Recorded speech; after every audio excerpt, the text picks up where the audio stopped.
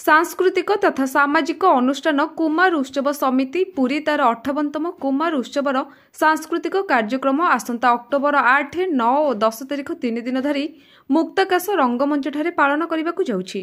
एने अनुष्ठान पक्षरु सोमवार बालीघाट स्थित पूजा पंडा मंडप परिसर में एक सांबादिक सम्मेलन अनुष्ठित होइछि।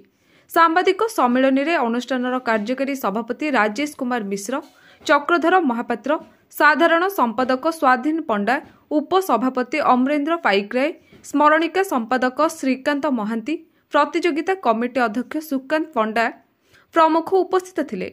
साधारण संपादक श्री श्री पंडा एवं कार्यकारी सभापति श्री महापात्र कार्यक्रम संपर्क में सूचना दे कहिथिले आसंता 8, 9 और 10 तारिख 3 दिन धरी अनुष्ठान पक्षरु विभिन्न कार्यक्रम माध्यम 58तम कुमार उत्सव पालन करा।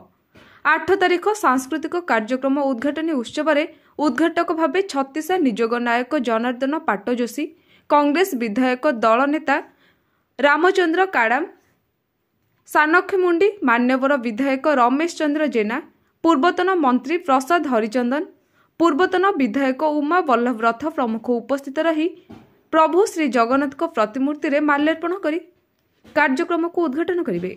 एहापरे सम्मानित अतिथि द्वारा पूर्वर अनुष्ठित होइथिबा जिला स्तरीय प्रतियोगितार कृति प्रतियोगी मानकु पुरस्कार प्रदान करा। सभा कार्य पर सांस्कृतिक कार्यक्रम परिवेषण करा। सर्वशेष कलाकार मानक द्वारा संबलपुरी नृत्य महुआ पानी परिवेषण करा बोली अनुष्ठान संपादक सूचना प्रदान करिसेंति।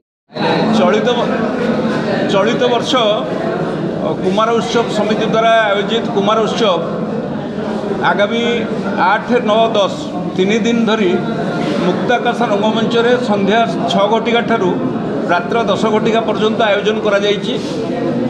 58 वर्ष रे कुमार उत्सव पहुँचला एवं प्रत्येक वर्ष परी ए वर्ष मध्य आमे रुचिकर कार्यक्रम समस्त रखिछु एवं जो कार्यक्रम समस्ते देखला बड़ी समस्त को आकृष्ट कला बड़ी एवं समस्त को आनंदित कला बड़ी कार्यक्रम कुमार उत्सव समिति तरफ आयोजन करा जायछि। विशेष भाव में आमर परंपरा एवं आमर संस्कृतिर ओडिसी नृत्य, महारी नृत्य, गोटीपुओ नृत्य एवं संबलपुरी नृत्य ए समस्त नृत्य आयोजन करा जायछि। सुदूर बलांगीर संबलपुरी नृत्य आम पाखु आसुचंती। ता सहित आमर मालखम एवं आमर पाइक आखेड़ार कार्यक्रम आम रखीचु। आम आशा करुचु जे 3 दिन धरी समस्त कार्यक्रम को उपभोग करने पुरी सहरर कोण अनुकूल थिबा समस्त कलाप्रेमी बंधु मान पाखरे आपण माने ए संवाद को पहुँचेबे जे निश्चित भाव में समस्ते आसबे। 3 दिन धरी संध्या 6 टारू रात्र 10 घटिका पर्यंत आम सहित रहिबे, विभिन्न सांस्कृतिक कार्यक्रम देखिबे। एथि सहित आम कंपिटिशन रे जो पिला माने भाग नैतिले से पिला मानकु सेदिन मंच रे पुरस्कार दिया जिवो एवं 3 दिन धरी ये पुरस्कार कार्यक्रम रहिबो।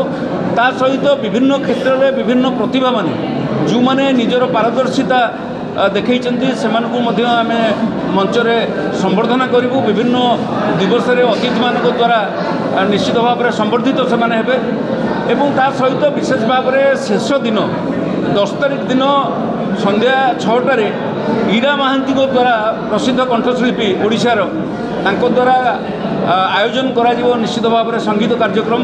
ए कार्यक्रम को देखिबा बहु संख्यार समस्ते अपेक्षा करिसंती।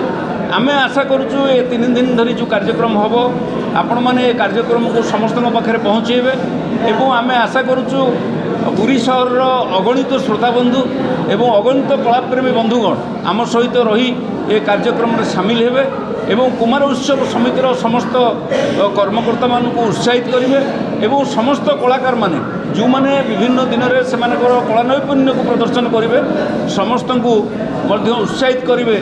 कारण आमे आमर संस्कृति एवं परंपरा को आमे केबे भी भूली ना। आमे आम संस्कृति एवं परंपरा भितर आमर समस्त कार्यक्रम को संपूर्ण करियो बोली कुमार उत्सव समिति संकल्पबद्ध एवं आगामी 58तम कुमार उत्सव आपण द्वारा निश्चित सफल हम समस्त पाखरे पहुँचो यही कामना रखी मु पुणी थे समस्त को धन्यवाद दूची। आशा करुच्ची समस्ते से 3 दिन आम साथ रे। जय जगन्नाथ, नमस्कार।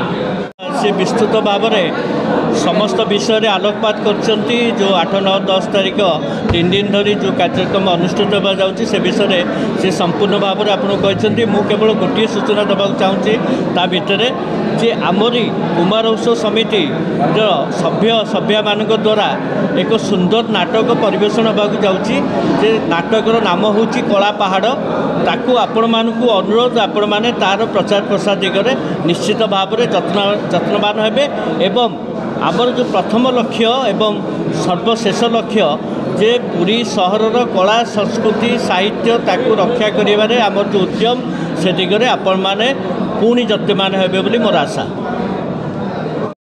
पुरी जिला प्रतिनिधि डॉक्टर मनोज कुमार बलियार सिंह रिपोर्ट प्रयोग खबर।